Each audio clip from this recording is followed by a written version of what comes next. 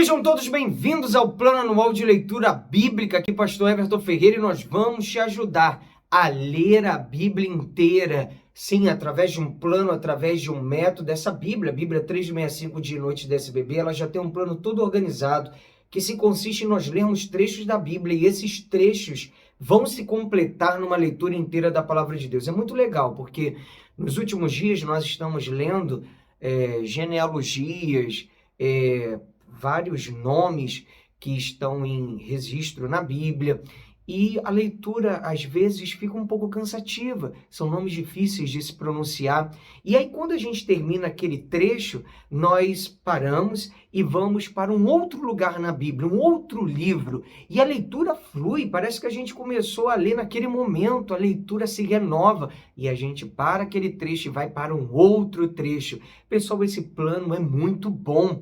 Para você que quer ler a Bíblia inteira, vem com a gente, porque de passo em passo, de fé em fé, nós vamos chegar lá. Você está chegando novo? Segue daqui para frente. As leituras que já passaram, você vai atualizando aos poucos. Nós temos uma playlist aqui no nosso canal, Leitura Anual Bíblica, que tem todos os vídeos que nós já fizemos. É só você ir atualizando aos poucos. Mas segue daqui para frente, tá bom? Se você não é inscrito no canal, se inscreva no canal, nos ajude. Se inscreva no canal. Escreveu aí?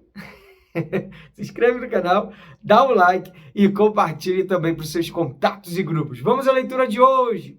Dia 226, nós vamos ler 1 Crônicas, capítulo 10 e 11, Provérbios, capítulo 12 e um novo livro, Tito, capítulo 1. 1 Crônicas 10, a derrota de Israel e a morte de Saul. Os filisteus lutaram contra Israel e os homens de Israel, fugindo da presença dos filisteus, caíram mortos no monte Gilboa. Os filisteus perseguiram Saul e seus filhos e mataram Jonatas, Abinadab e Malquissua, filhos de Saul. A batalha se intensificou contra Saul, os flecheiros o avistaram e ele foi ferido gravemente. Então Saul disse ao seu escudeiro: arranque a sua espada e atravesse-me com ela, para que não venha esses incircuncisos e zombem de mim. Mas o seu escudeiro não quis fazer isso, porque estava com muito medo. Então Saul pegou a sua própria espada e se lançou sobre ela. Quando o escudeiro viu que Saul estava morto, também se lançou sobre a espada e morreu com ele. E assim morreram Saul e os seus 3 filhos, e toda a sua casa morreu juntamente com ele. Quando os homens de Israel que estavam no vale viram que o exército de Israel fugiu e que Saul e seus filhos estavam mortos, abandonaram as cidades e fugiram, e vieram os filisteus e habitaram nelas. O sepultamento de Saul. E aconteceu que no dia seguinte, quando os filisteus foram tirar os despojos dos mortos, encontraram Saul e os seus filhos caídos no monte Gilboa, despojaram os mortos, pegaram a cabeça de Saul e as suas armas e enviaram mensageiros pela terra dos filisteus ao redor para levar as boas novas a seus ídolos e ao povo. Puseram as armas de Saul no templo de seu Deus e a sua cabeça a fixaram no templo de Dagom.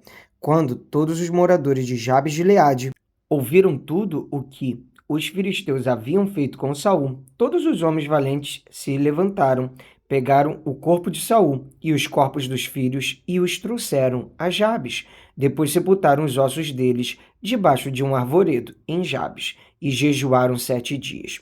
Assim Saul morreu por causa da transgressão cometida contra o Senhor, por causa da palavra do Senhor, que ele não tinha guardado, e também porque consultou uma médium, e não o Senhor, que, por isso, o matou e transferiu o reino a Davi, filho de Jessé. Davi é ungido rei de todo Israel. Então todo Israel se reuniu com Davi em Hebrom, dizendo: veja, somos do mesmo povo que o Senhor, ó rei.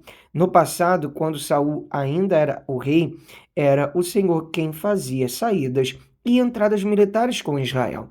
Também o Senhor seu Deus lhe disse: você apacentará o meu povo de Israel e será príncipe sobre o meu povo de Israel. Assim todos os anciões de Israel foram falar com o rei em Hebrom. E Davi fez com eles uma aliança em Hebrom diante do Senhor, e eles ungiram Davi rei sobre Israel, segundo a palavra do Senhor por meio de Samuel. Davi conquista Sião. Davi partiu com todo o Israel para Jerusalém, que é Jebus, porque ali estavam os jebuseus que moravam naquela terra. Os moradores de Jebus disseram a Davi: Você não entrará aqui. Porém, Davi tomou a fortaleza de Sião, isto é, a cidade de Davi. Porque Davi disse: O primeiro a atacar os jebuseus será o chefe e comandante. Então Joabe, filho de Zeruia, atacou em primeiro lugar e foi feito chefe. Assim Davi morou na fortaleza, por isso ela foi chamada de cidade de Davi. Ele foi edificando a cidade ao redor, desde Milo, completando o circuito, e Joabe renovou o resto da cidade. Davi ia crescendo em poder cada vez mais, porque o Senhor dos exércitos estava com ele. Os valentes de Davi. São estes os chefes dos valentes de Davi, que o apoiaram valorosamente no seu reino com todo o Israel, para o fazerem rei segundo a palavra do Senhor, no que diz respeito a esse povo. Eis a lista dos valentes de Davi. Jazobeão, Aquimonita, o principal dos 30. Este brandiu a sua lança contra 300 homens e os matou de uma só vez. Depois dele, Eleazar, filho de Dodô, o Aoíta, que era um dos 3 valentes. Este estava com Davi em Paz-damim, quando os filisteus se reuniram ali para a batalha. Havia ali uma plantação de cevada, e o povo fugiu dos filisteus. Puseram-se no meio daquele terreno, defenderam-no e mataram os filisteus. E o Senhor efetuou grande livramento. 3 dos 30 chefes desceram a rocha para falar com Davi na caverna de Adulom. E o exército dos filisteus tinha acampado no vale dos Refaíns. Nessa época, Davi estava na fortaleza, e a guarnição dos filisteus estava em Belém. Davi suspirou e disse: Quem me dera beber água do poço que está junto ao portão de Belém. Então, aqueles 3 romperam pelo acampamento dos filisteus, tiraram água do poço junto ao portão de Belém e a levaram a Davi. Ele não a quis beber, mas a derramou como libação ao Senhor e disse: Longe de mim, ó meu Deus, fazer tal coisa. Beberia eu o sangue dos homens que lá foram colocando em risco a sua vida? Pois arriscando a sua vida a trouxeram, e assim não a quis beber. São estas as coisas que fizeram os 3 valentes. Também Abissai, irmão de Joabe, era chefe de 30. Este, empunhando a sua lança, atacou 300 homens e os matou. E tinha nome entre os 3. Ele era mais nobre do que os 30 e se tornou o chefe deles. Contudo, não chegou aos primeiros 3. Também Benaia, filho de Joiada, era homem valente de Cabe-Zeel e realizou grandes feitos. Ele matou 2 heróis de Moabe, desceu numa cova e nela matou um leão no tempo da neve.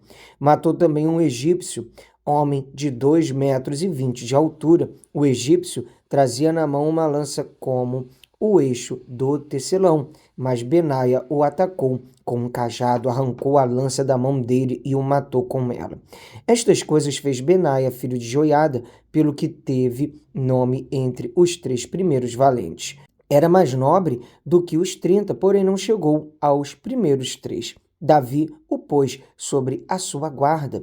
Os heróis dos exércitos foram Azael, irmão de Joabe, Elanã, filho de Dodô, de Belém, Samote, Arorita, Elis, Pelonita, Irã, filho de Iques, Tecoíta, Abiezer, Anatotita, Sibecai, Uzatita, Ilai, Aoíta, Maarai, Netofatita, Elede, filho de Baaná, Netofatita, Itai, filho de Ribai, de Gibeá, dos filhos de Benjamim, Benaia, Piratotita, Urai, do ribeiro de Gaás, Abiel, Arbatita, Asmavete, Baarumita, Eliaba, Saal, Bonita, Beni, Azem, Gizonita, Jonatas, filho de Sage, Ararita, Aião, filho de Sacar, Ararita, Efifal, filho de Ur, Éfer, Mequeratita, Aías, Pelonita, Ezro, Carmelita, Naarai, filho de Esbai, Joel, irmão de Natã, Mibar, filho de Agri, Zeleque, Amonita, Naarai, Beerotita, o que carregava as armas de Joabe, filho de Zeruia, Ira, o Itrita, Jerebe, Itrita, Urias, Eteu, Zababe, filho de Alai, Adna, filho de Sisa, Rubenita, chefe dos Rubenitas, e com ele 30, Anã, filho de Maaca, Josafá, Mitenita, Uzias, Asteratita, Sama e Jeiel, filhos de Jotão, Aroerita, Jadiael, filho de Sinri, e Joá, seu irmão, Tizita, Eliel, Maavita, Jeribai e Josavias, filhos de Eunaão, Itma, Moabita, Eliel, Obed e Jaaziel de Zobá. Vamos ler agora Provérbios capítulo 12. Quem ama a disciplina ama o conhecimento, mas o que odeia a repreensão é tolo. Quem faz o bem alcança o favor do Senhor, mas aquele que tem más intenções, este o Senhor condena. Ninguém se estabelece pela maldade, mas a raiz dos justos não será removida. A mulher virtuosa é a coroa do seu marido, mas a que envergonha o marido é como podridão nos seus ossos. Os pensamentos dos justos são retos, os conselhos dos ímpios são falsos. A palavra dos ímpios são emboscadas para derramar sangue, mas a boca dos retos salva da morte. Os ímpios são derrubados e desaparecem, mas a casa dos justos permanecerá. Cada um será louvado segundo o seu entendimento, mas quem tem coração perverso será desprezado. Melhor é ser modesto e fazer o seu trabalho do que engrandecer a si mesmo e não ter o que comer. O justo cuida dos seus animais, mas o coração dos ímpios é cruel. O que lavra a sua terra terá pão em abundância, mas quem corre atrás das coisas sem valor não tem juízo. O ímpio quer viver do que caçam os maus, mas a raiz dos justos produz o seu fruto. Os maus se enredam na transgressão daquilo que falam, mas os justos escaparão da angústia. Cada um se farta de bem pelo fruto daquilo que diz, e o que as suas mãos fizerem, isto receberá de volta. O caminho do insensato parece reto aos seus olhos, mas o sábio ouve os conselhos. O insensato mostra logo a sua ira, mas o prudente ignora os insultos. Quem diz a verdade favorece a justiça, mas a testemunha falsa está a serviço da fraude. Palavras precipitadas são como pontas de espada, mas as palavras dos sábios são remédio. Os lábios que falam a verdade permanecem para sempre, mas a língua mentirosa desaparece num instante. Mas os que aconselham a paz têm alegria. Nenhuma desgraça sobrevirá ao justo, mas aos ímpios o mal os apanhará em cheio. O Senhor detesta lábios mentirosos, mas aqueles que praticam a verdade são o seu prazer. Aquele que é prudente oculta o conhecimento, mas o coração dos insensatos proclama a tolice. O homem esforçado dominará, mas o preguiçoso ficará sujeito a trabalhos forçados. A ansiedade no coração pode abater alguém, mas uma boa palavra traz alegria. O justo serve de guia para o seu companheiro, mas o caminho dos ímpios os leva a andar errantes. O preguiçoso não assará a sua caça, mas o bem precioso do homem é ser esforçado. Na vereda da justiça está a vida, e neste caminho não há morte. Vamos ler agora Tito, capítulo 1, prefácio e saudação. Paulo, servo de Deus e apóstolo de Jesus Cristo, para promover a fé que é dos eleitos de Deus e o pleno conhecimento da verdade segundo a piedade, escrevo na esperança da vida eterna que o Deus que não pode mentir prometeu antes dos tempos eternos e no momento oportuno manifestou a sua palavra mediante a pregação que me foi confiada por ordem de Deus, nosso Salvador. A Tito, verdadeiro filho, segundo a fé comum, que a graça e a paz da parte de Deus Pai e de Cristo Jesus, nosso Salvador, estejam com você. Deveres e qualificações dos ministros. Foi por esta causa que deixei você em Creta, para que pusesse em ordem as coisas restantes, bem como em cada cidade constituísse presbíteros, conforme prescrevia a você. Alguém que seja irrepreensível, marido de uma só mulher, que tenha filhos crentes, que não são acusados de devassidão, nem são insubordinados, porque é indispensável que o bispo por ser encarregado das coisas de Deus, seja irrepreensível, não arrogante, alguém que não se irrita facilmente, não apegado ao vinho, não violento, não ganancioso. Pelo contrário, o bispo deve ser hospitaleiro, amigo do bem, sensato, justo, piedoso, deve ter domínio de si, ser apegado à palavra fiel que está de acordo com a doutrina, para que possa exortar pelo reto ensino e convencer os que contradizem este ensino, os falsos mestres e as falsas doutrinas.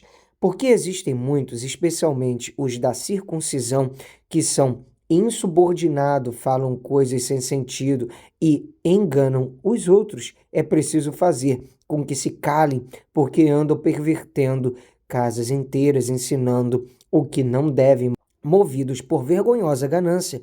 Foi um dos cretenses, um próprio profeta deles, que disse: os cretenses são sempre mentirosos, feras terríveis, comilões preguiçosos. Este testemunho é verdadeiro, portanto, repreenda-os severamente, para que sejam sadios na fé e não se ocupem com fábulas judaicas, nem com mandamentos de gente que se desvia da verdade. Todas as coisas são puras para os puros, mas para os impuros e descrentes, nada é puro, porque tanto a mente como a consciência deles estão corrompidas. Afirmam que conhecem a Deus, mas o negam por meio do que fazem. É por isso que são abomináveis, desobedientes e reprovados para qualquer boa obra. Que lindo, né? Mais um dia de leitura bíblica concluída. Até aqui nos ajudou o Senhor. Vamos avançando de passo em passo, de fé em fé. Te espero aqui amanhã. Um abraço. Pra cima!